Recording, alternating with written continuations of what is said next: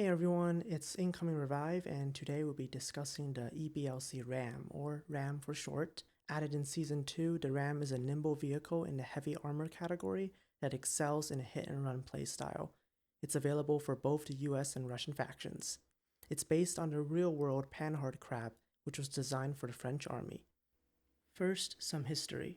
The RAM has had a few changes throughout its life cycle in Battlefield 2042. This video is up to date on version 9.2.1 of the game. I doubt DICE will be making any more balance changes to the RAM at this point, but just recently in 9.2 they nerfed the splash radius of the missile launcher, so who knows what they might do next.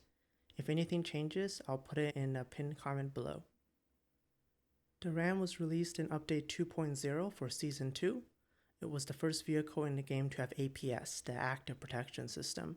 I'll be discussing the importance of APS later in the loadout section.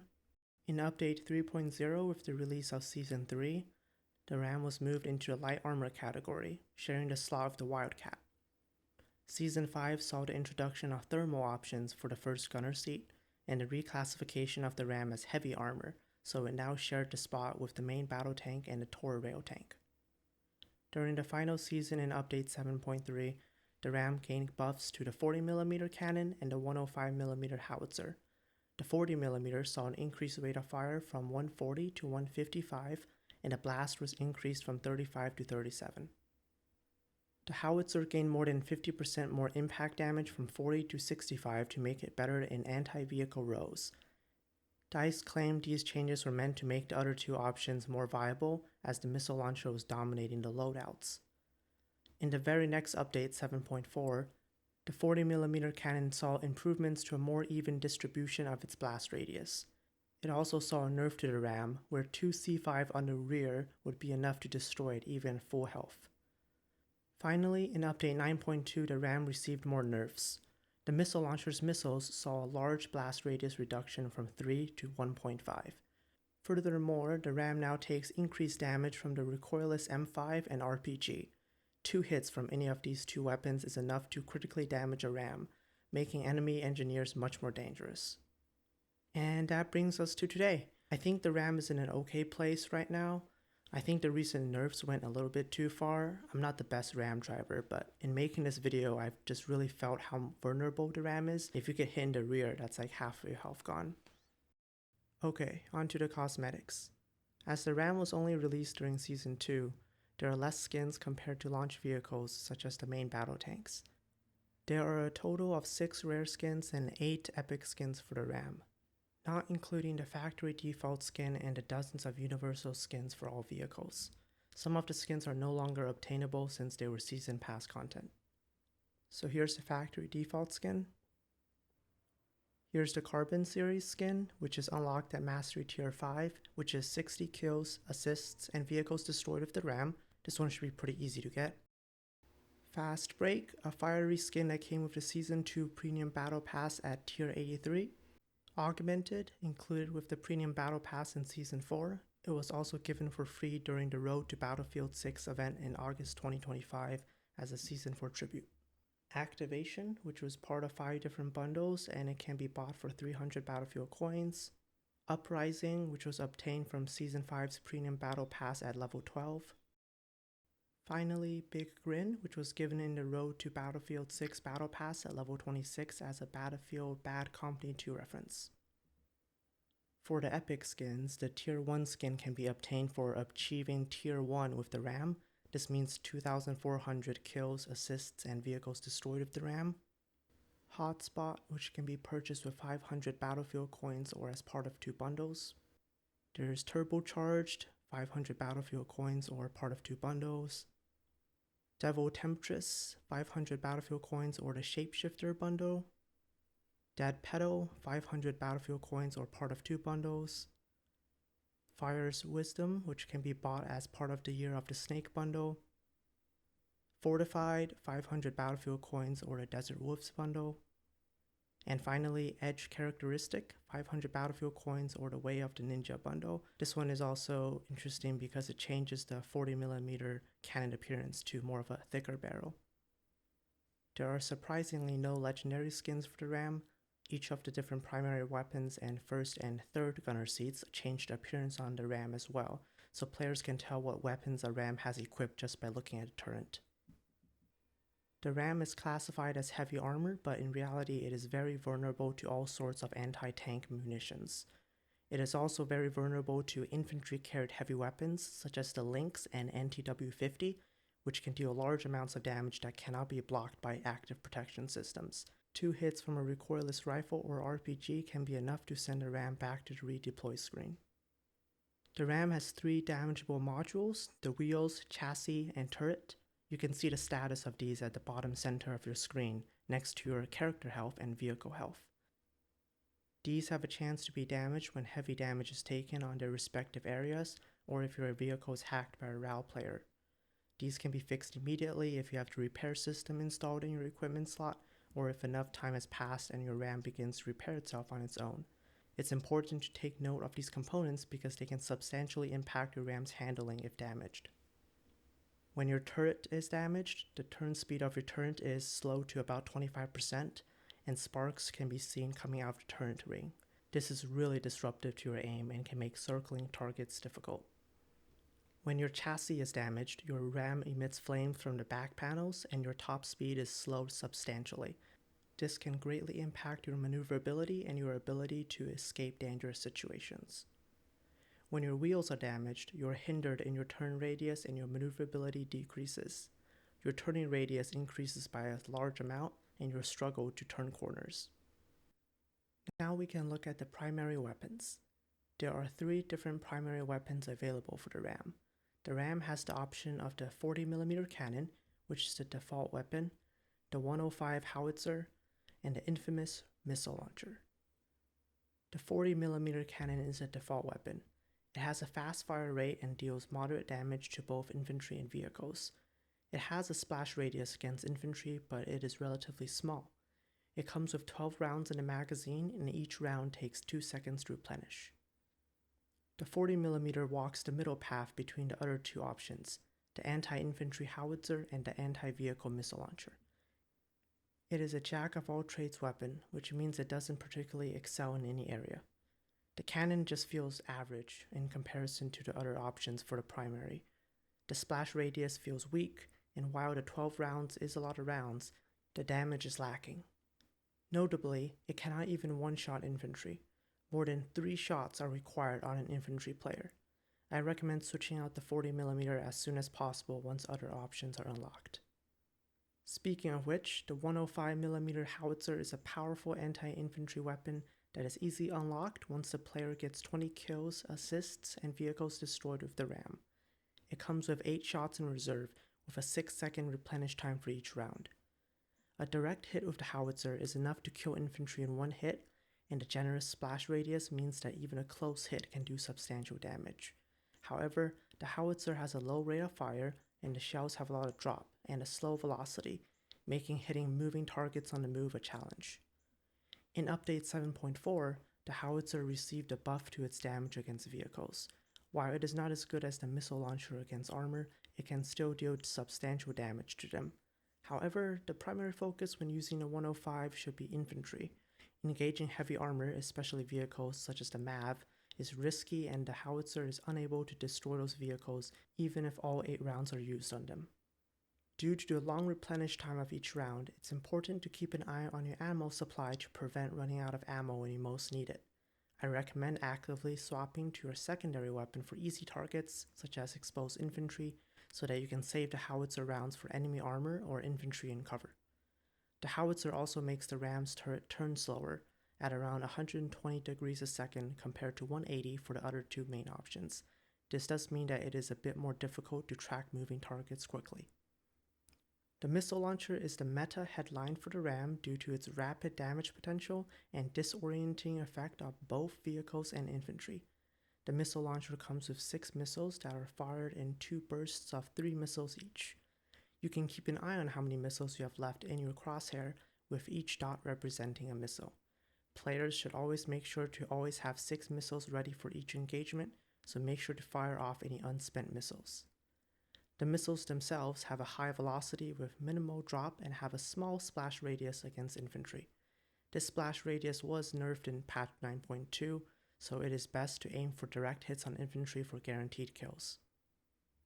The missile launcher is the perfect choice for a hit-and-run playstyle. The RAM can ambush an enemy tank, fire off all 6 missiles to deal almost half of its health, and then disappear to avoid retaliation before returning to deal another burst of damage. Coupled with the third seat, a RAM can theoretically defeat a main battle tank in less than 20 seconds. The missile launcher can also be used against enemy helicopters and low-flying aircraft due to the minimal drop and fast speed of the missiles, though hitting more than a shot or two is difficult and ground targets should be your main objective. Personally, I swap between a missile launcher and a 105 howitzer for my own RAM. Both change up the playstyle of the RAM, with the missile launcher being good for vehicle hunting and the howitzer being an anti-vehicle weapon. The RAM also has 2 excellent choices for secondary weapons, which I highly recommend using in between primary weapon shots. The default secondary is the 7.62 coaxial light machine gun. This is the same one found on the other vehicles. It has a high rate of fire, and while each round doesn't do a lot of damage, the rate of fire allows easy adjustment for follow-up shots. The second option is the 12.7mm coaxial heavy machine gun. Compared to the light machine gun, this trades a lower rate of fire for better damage and less spread. Personally, I recommend the heavy machine gun in this secondary option due to its better damage and accuracy at range. One may ask why the secondary weapons should even be used when the primary weapons are so effective. The answer is twofold: to conserve ammo and to reduce your weapon's downtime. While the missile launcher doesn't really have an ammo capacity, both the 40mm cannon and the 105 howitzer do. Running out of rounds during an important encounter is less than optimal. For the missile launcher, I recommend switching to your secondary machine gun while waiting for the missiles to replenish, especially if you don't finish off your target one salvo. You'll want to use your secondary to finish them off. Now for the weapon stations or the gunner seats. The RAM is quite versatile with its seats, and a good squad in all 4 seats can annihilate entire teams. Now, some of the background video you'll be seeing is in bot lobbies, so it might not be true gameplay, but I chose this footage so I can more easily demonstrate how these weapons work. The first gunner seat of the RAM includes some fairly standard options. The first default option is the 12.7 HMG. This is a great option to get you started. Same as the HMG on the driver's seat, it has a low rate of fire compared to other machine guns, but it does good damage. Once you reach 180 kills, assists, and vehicles destroyed with the RAM, you get the 7.62mm minigun. The minigun has a short spool up time, which I find a little annoying to deal with. It has an extremely high rate of fire, but the accuracy at long range is really poor.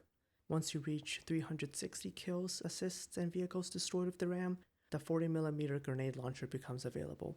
The grenade launcher comes with 8 shots and has a relatively fast replenish time for each round. The rate of fire is really fast, so I would recommend not spamming the grenades, just to keep a few in reserve in case you really need them.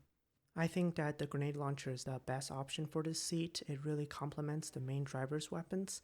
For example, if the driver hits an infantry player with 80 damage with the howitzer, the grenade launcher can quickly finish off the last 20 health with a grenade launcher shot, both saving the driver a round and killing targets faster, especially due to the slow rate of fire on the driver's weapons.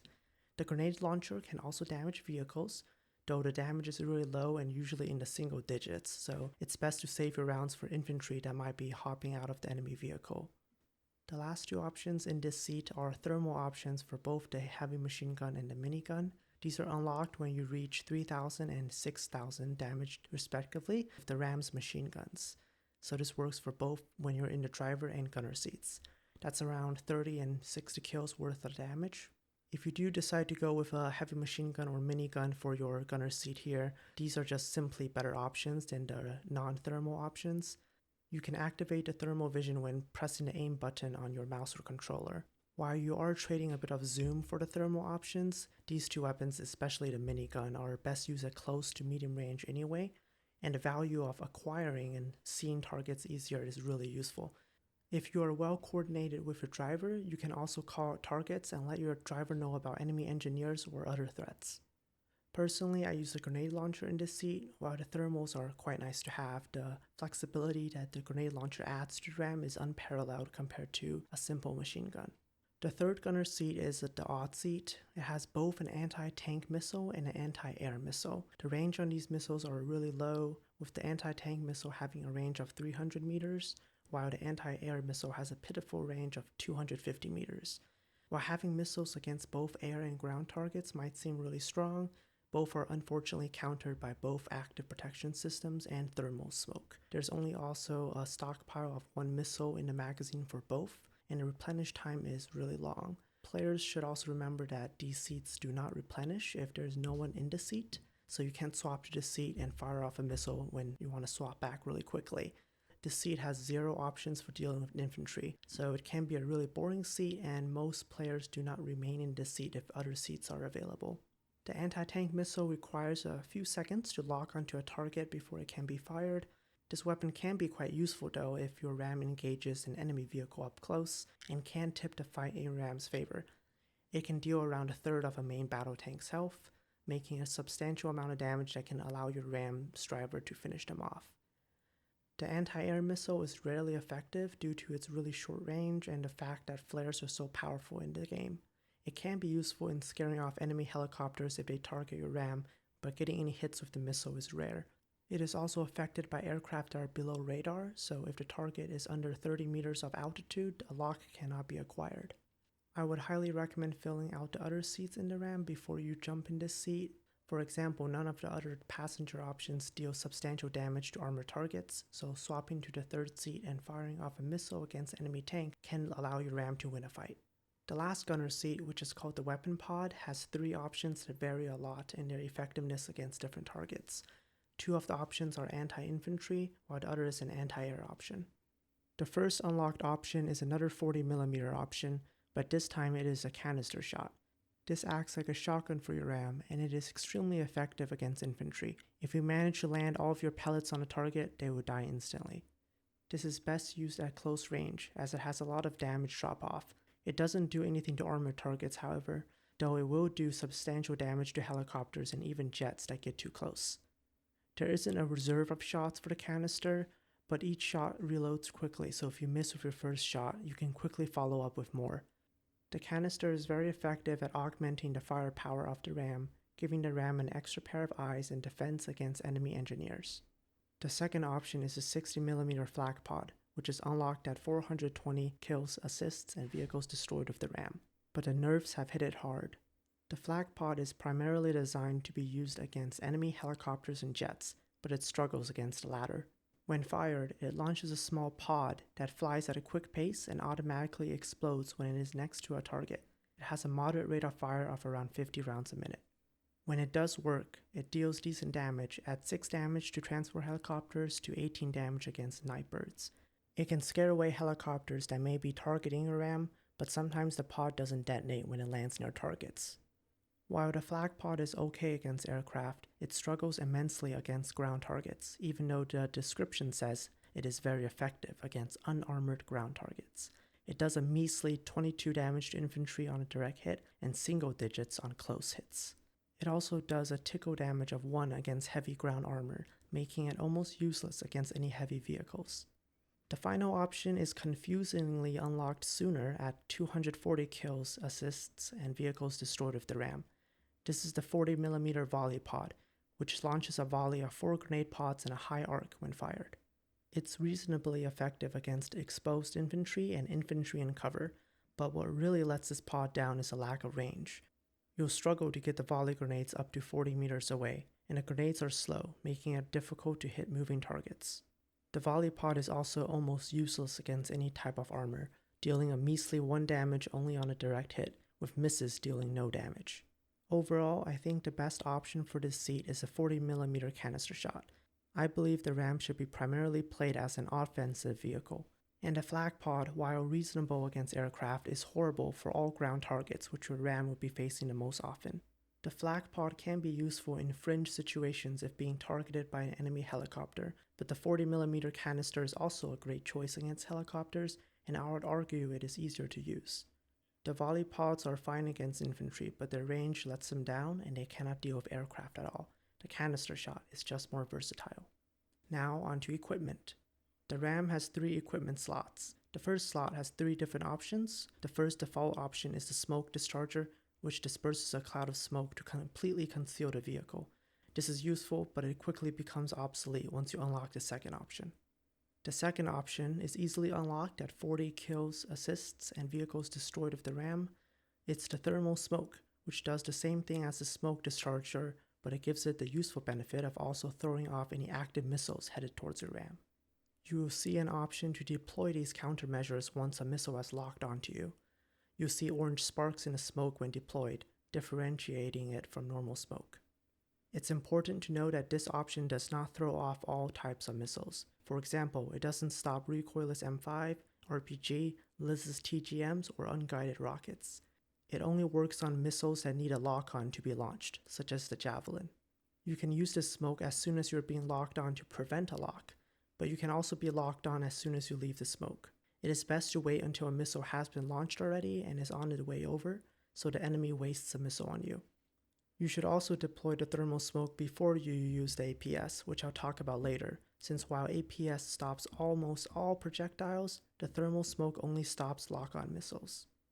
Also, don't forget that while the thermal smoke can stop missiles, it can also be deployed as a regular smoke screen to hide retreats from dangerous situations or when you're low on health.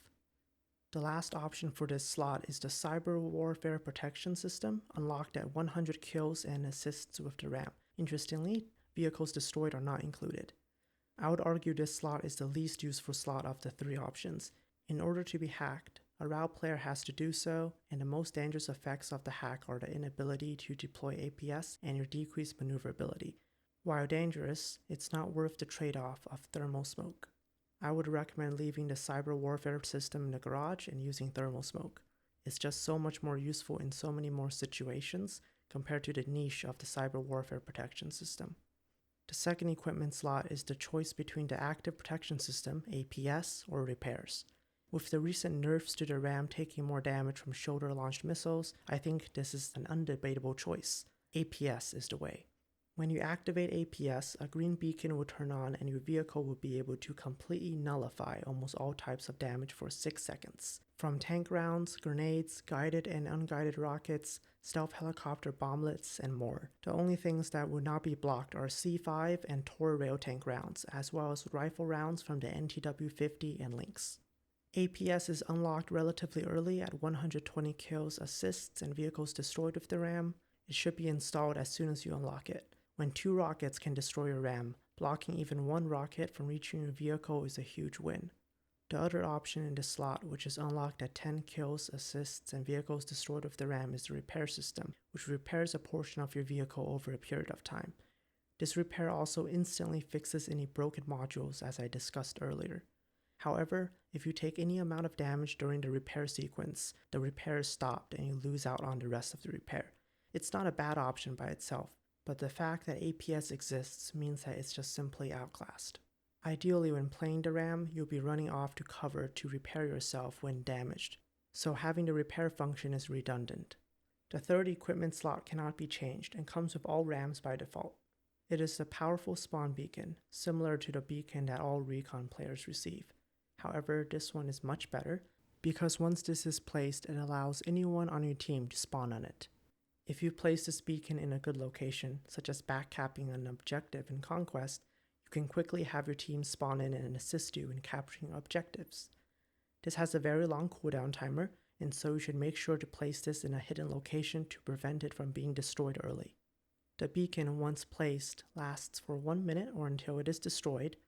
It can spawn an unlimited amount of teammates.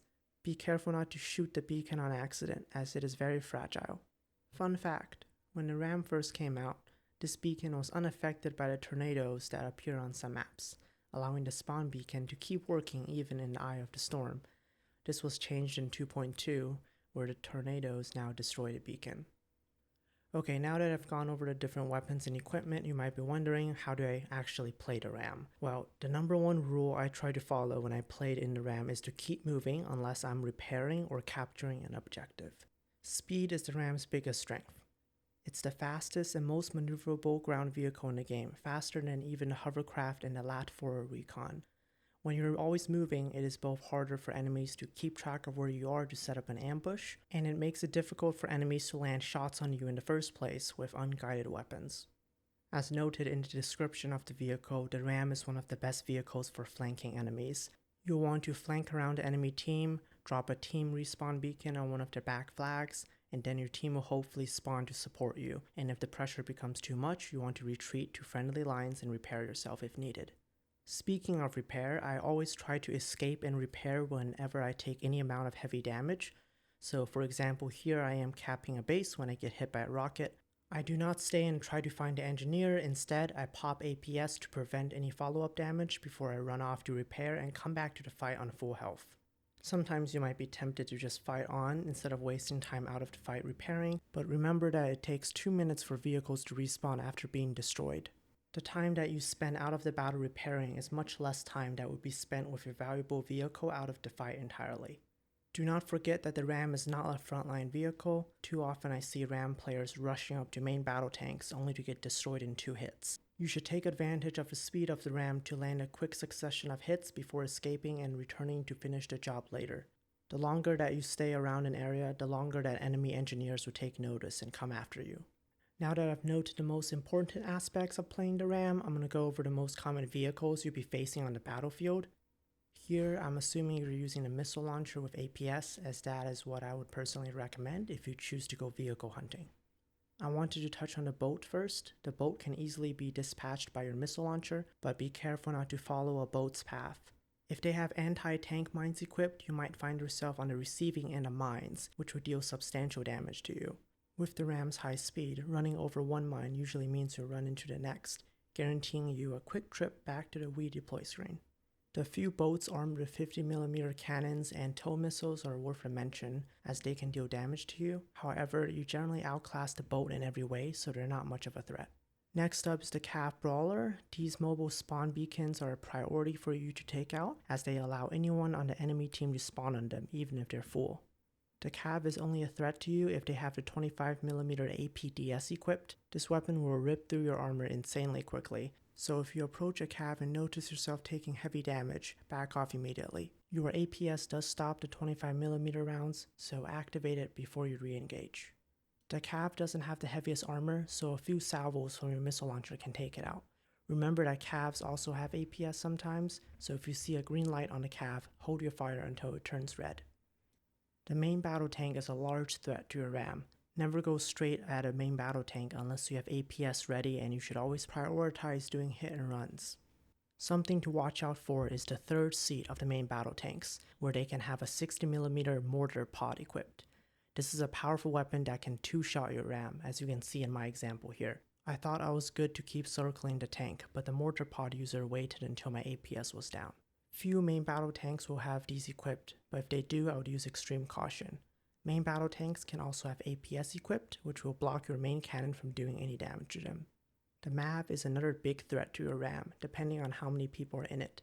It has the heaviest armor of any vehicle, even more than the main battle tanks, so you need to spend a substantial amount of time fighting it. The reason why they are so dangerous is because of the possibility they can have a 40mm autocannon, 50mm cannon, and the earlier mentioned 60mm mortar pod equipped all at the same time, allowing them to melt your RAM in a matter of seconds. You'll want APS activated when fighting a MAV, and definitely do not stick around. Enemy RAMs are your nemesis if you run into them. Most of them will likely either have the howitzer or missile launcher equipped, and will likely have APS as well. The fast speed of the RAM means it will be difficult to hit your shots, and if they have passengers in the third seat, you'll want to keep your thermal smoke ready.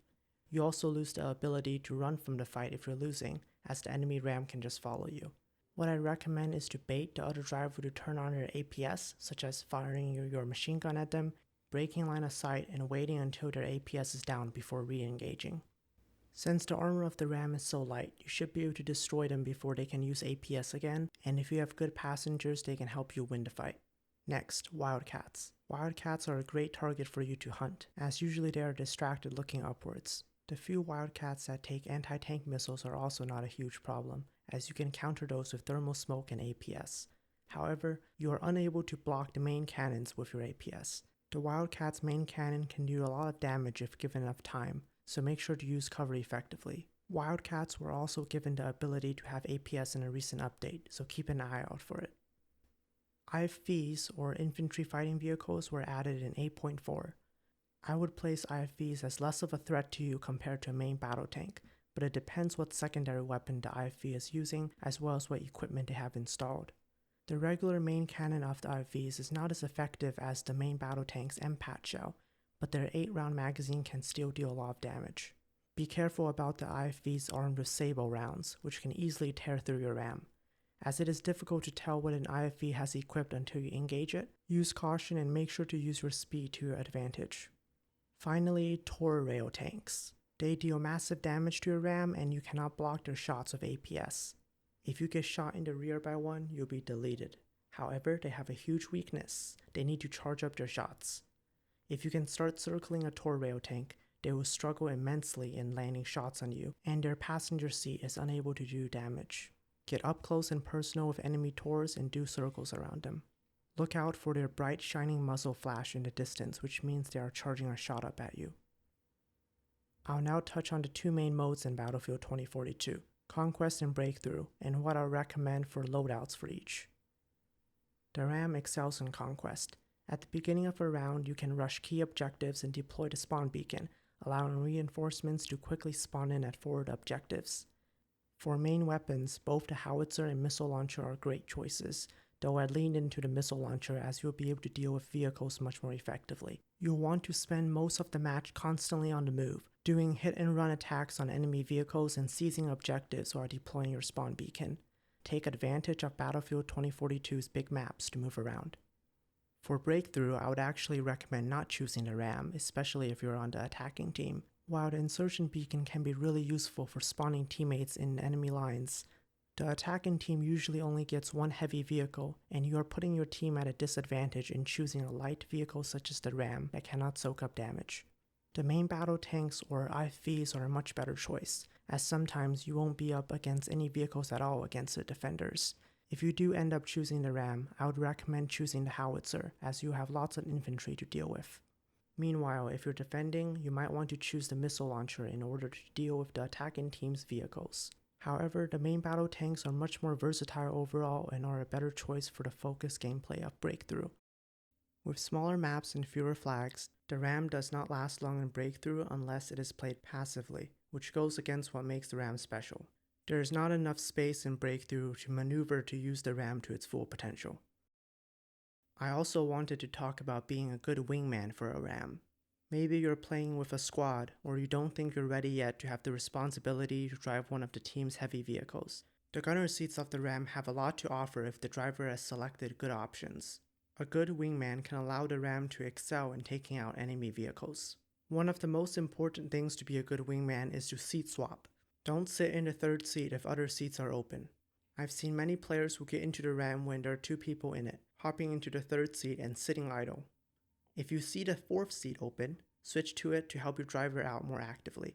As I mentioned earlier, you can swap to the third seat if you encounter enemy armor. Second, hop out of the vehicle in a prolonged vehicle fight.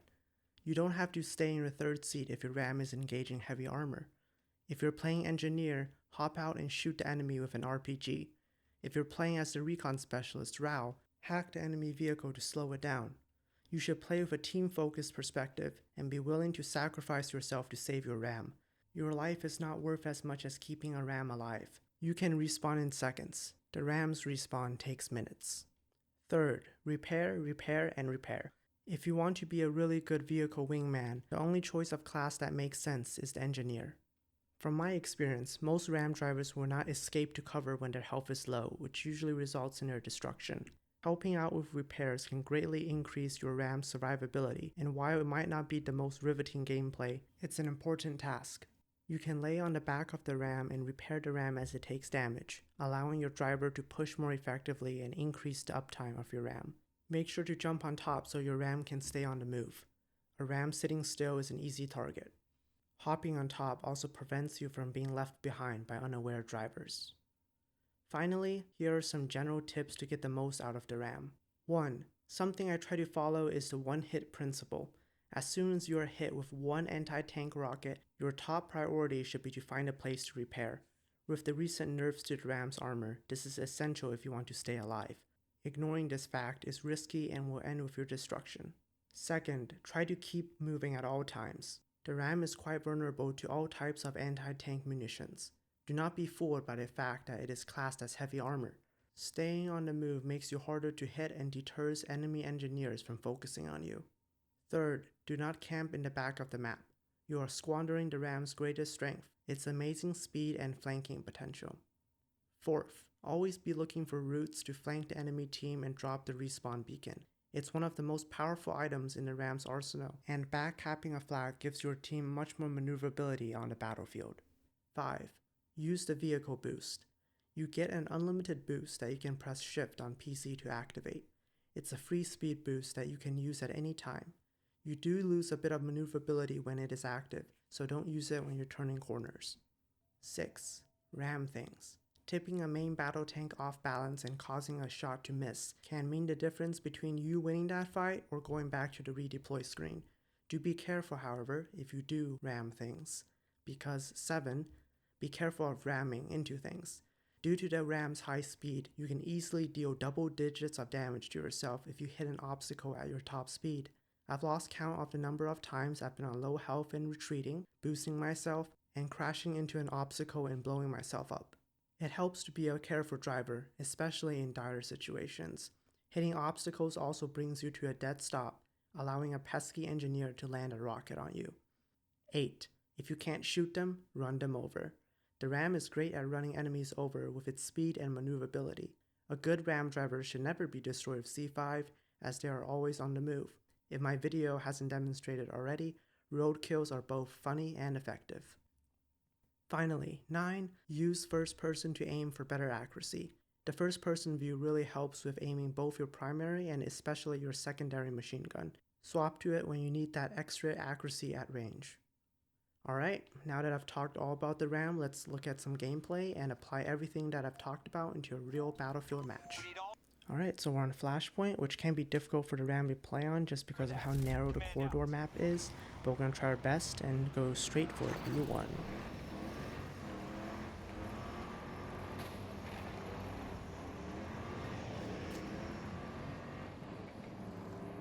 Making sure to use the boost when I can, just because it really helps with getting to new objectives pretty quickly. Going to take some shots at the low flying helicopter.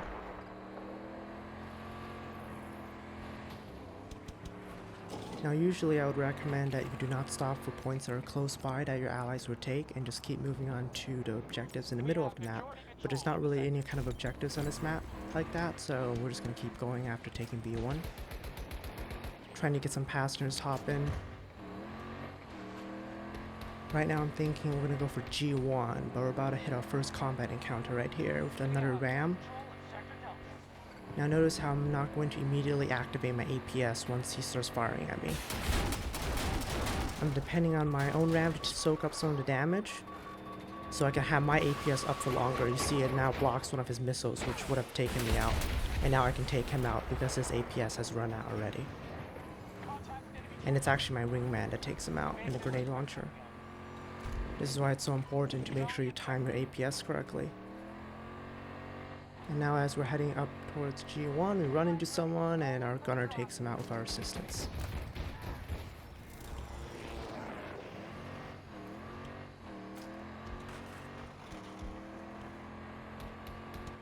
I notice that both objectives are taken. Now I don't take F because F requires me to go inside the building, which opens me up to ambushes. So I keep going, and then we actually run into a Wildcat that's actually damaged. So I fire into their backside and take them out, and that's 3 kills right there. And I ignored infantry and I keep moving towards G1. And our gunner gets a kill for us there, and we put down our respawn beacon. And I'm trying to keep moving just to avoid any shots that come in. It is always hard to take points in the RAM just because you don't want to stay still, but you also need to stay still to take the point. I hear footprints on the left, someone tries to C5 us, only gets 1 off. And at this point I'm definitely thinking I probably need to get out of here soon. We dodge an RPG right about now. And then we are about to dodge another RPG just because we're moving back and forth. That's why it's so important. There we go. At this point I activate APS and we try to get out there right away. Our gunner gets 2, and then suddenly the stealth helicopter comes out of nowhere. So we take it out. And now we're backing off to repair because we only have 33 health, which is a 1 shot for all the rocket launchers. Now there's a hind that is following us, and it does have a 30mm cannon, which is pretty dangerous to us. So I try to get some shots off. I land one, and I go back into this little alcove. I really like this spot for repairing on this map. But the helicopter is still following us. So I see it in the background, and I'm hopping back in, and we get hit by the 30mm twice, which almost kills us, but we take it out. And that was really close. We were just one shot away from being destroyed right there. And as we're done repairing, we head on out, and we run into a ram armed with a howitzer. And I was expecting a missile launcher, so that's why I activated my APS so early, which was a mistake. And their APS is down, but unfortunately, they're about to get it back up when mine goes down, so they should have won this fight. As you can see, it does a lot of damage, the howitzer to the ram. And now I'm unable to do any damage to them. I'm on 2 health, and then my engineer jumps out and actually gets a really nice TGM kill on them, so it completely saves me. And then we clean up the passengers in the ram that jumped out. Hopefully that shows you just how important having extra engineers on your ram can be. Like I mentioned, like the life of an infantry player is much less than the life of a heavy vehicle. So our squad mate did really great there, and now they're able to respawn on us, and we repair, and we're right back at it. Back to G1.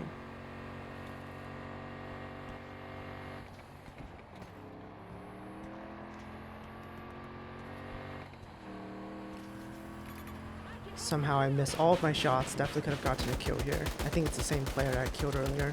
And we run into a wildcat, and we both look really surprised. And we get bombed by the stealth helicopter. I activate my APS just in case, even though it cannot block the wildcat's cannons, and the wildcat driver bails out. And I'm trying to get to cover right now because I'm on 31 health.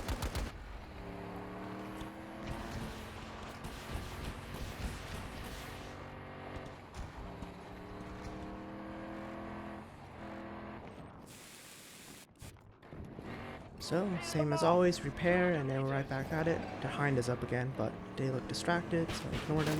Get one hit on them though.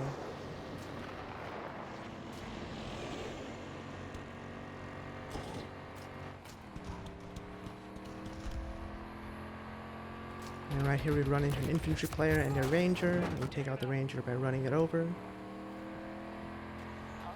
Then we come back here to try to assist this player in capturing G1 again.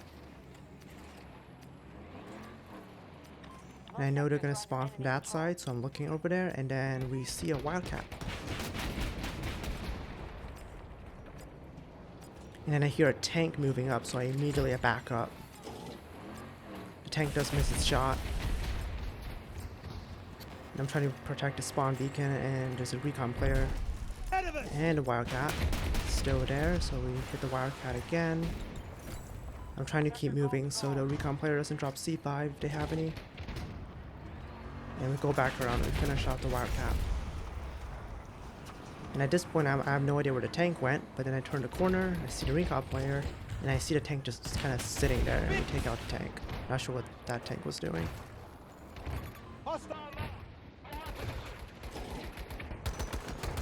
So I'm circling around, I'm trying to find that recon player that's hiding inside the building.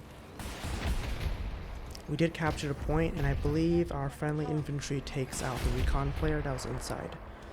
So now we can move on to the next objective, which is F1.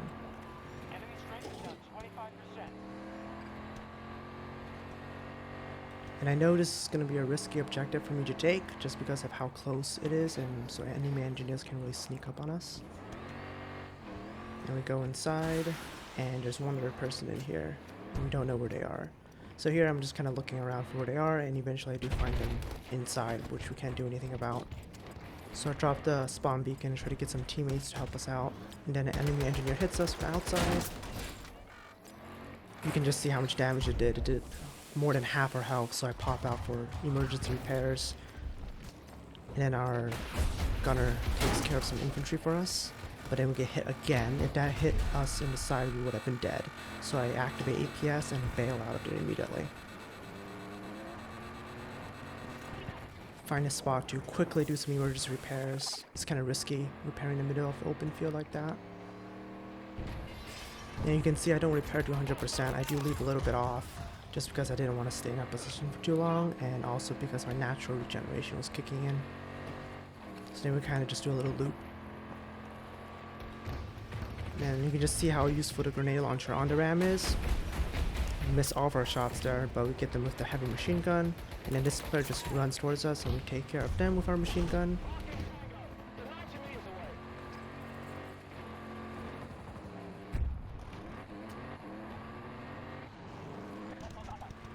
And I see we have lost G1, so we're heading back to G1. Put a beacon in case anyone wants to take F1 with us. And then right here we have a Wildcat that's kind of sitting in their spawn a little bit. Then notice how my passenger switches to the third seat, excellent gunning skills, and launches a rocket at the Wildcat, which allows us to take it out in the next hit. So really great work there, seat swapping. Then we get hit by a TGM. And I activate my APS and it's time to get out of there because we don't want to get hit by it again. And I kind of just do emergency repairs right next to the point. I spot the hind, but luckily it ignores us.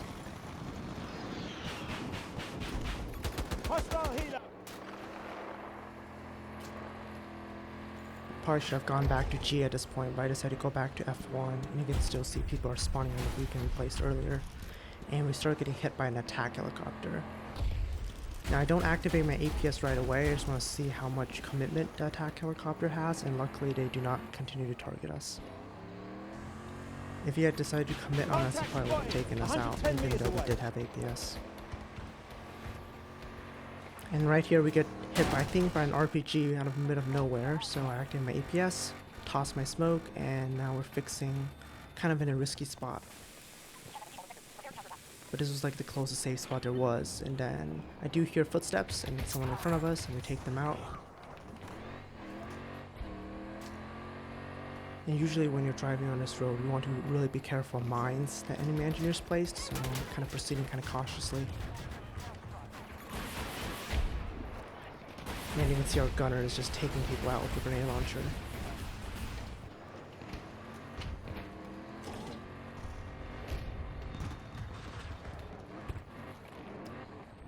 Stop out for some really quick repairs, and then it's right back to the point. Get a kill with the missile launcher, and I make sure I'm always moving because I can tell there's like 9 people on point, which is a lot.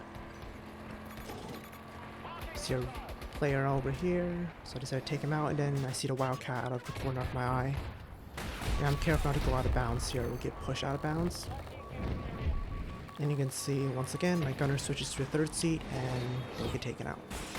Activate my APS just in time to stop a TGM. And now I start going back in my usual loop around, always making sure I'm always moving, of course. And you get a lucky road kill here. And now you can see just how useful the grenade launcher is. Gunner takes out both of these infantry players. And then it allows us to keep moving without stopping for too long. You're 70 meters away. Here we go, Gunner finishes him off again. And we're still at full health, so I decided to just go back to F1. And then we half shoot, half run someone over.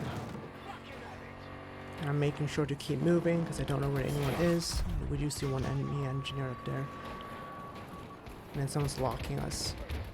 And we head right back to G1 and we put down the beacon again. So hopefully this just really shows like the loop that you want to be playing in. You go in, you do hit and run attacks, try to take points, back out when things get too hot.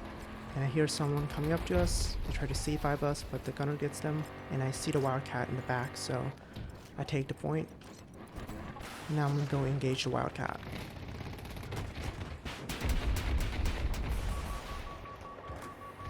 And we get locked on by a Pond Hawk user, and the missile still hits us somehow. Thermal smoke didn't work. Take out the Wildcat, and we keep moving. Kind of use the same spot I've always been using for repairs. And here we go, once again our gunner putting in the work, taking out 2 infantry players when we would have to like really stop and probably not even get them with our machine gun. And then we get hit by a rocket.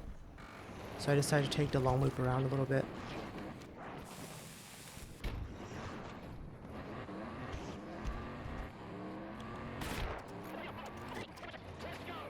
This time I try to take F1 again, and I see just 3 people on point. And I take out 2 of them. Our gunner actually assists quite a lot Near me. with these 2 kills. Enemy spotted. Notice how I'm rocking back and forth just in case someone has spotted me and is trying to land an RPG on me. Then I start hearing some footsteps to my left outside the building, so I go check it out really quick.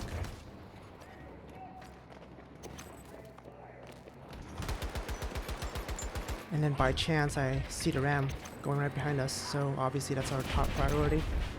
So I turn around and I go right after it. This ram was pretty distracted, so this is a pretty easy kill. Just kind of be aggressive. So we just follow the ram and take it out. I see the Wildcat and a MAV in the distance, so I decided to go after the MAV since it's almost dead. And our gunner actually takes it out with the grenade launcher.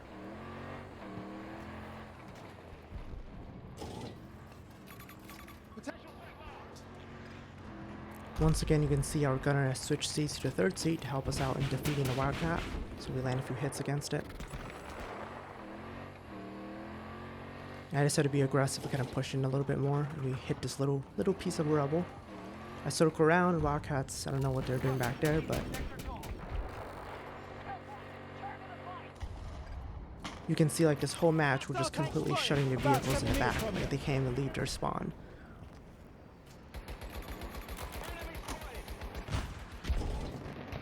There's actually 2 Wildcats back there. One gets taken out by a missile. And I go around and I missile someone up. I always make sure to drop the recon beacon so we can get some support since it's just me and my ram back here. I tried looking for the Wildcat, but it looks like it disappeared somewhere, so then we get hit by another RPG. Notice how I immediately activate my APS and then I get out of there. And then our gunner provides amazing utility by taking out the engineer. And I kind of just do a really long loop, get some repairs in and head back in.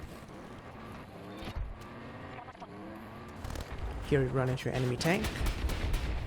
Our gunner assists by launching a missile at the tank, which allows us to take it out with the next salvo of rockets. And someone tries to kill us with a repair tool, and then we hit an anti-tank mine, so I'm like, we need to get out of it immediately, so I back off. Gunner helps us get this kill.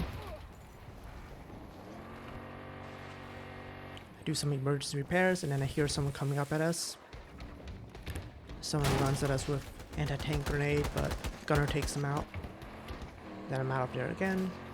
And then since I am at 68 health, I make sure to turn on my APS in case we get hit by a rocket in the back. And here I make a bit of a mistake. I should have kept going to repair and make sure I'm on full health, but instead I decide to engage into the middle of a point. And then we get hit by a TGM and RPG at the same time, which takes us out. But yeah, that's the RAM, so I hope everyone got something out of the video. I know it was a really long one. It took me ages to edit.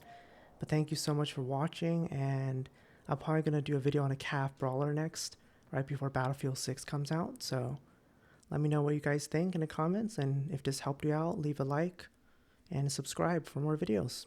And I'll see everyone out on the battlefield.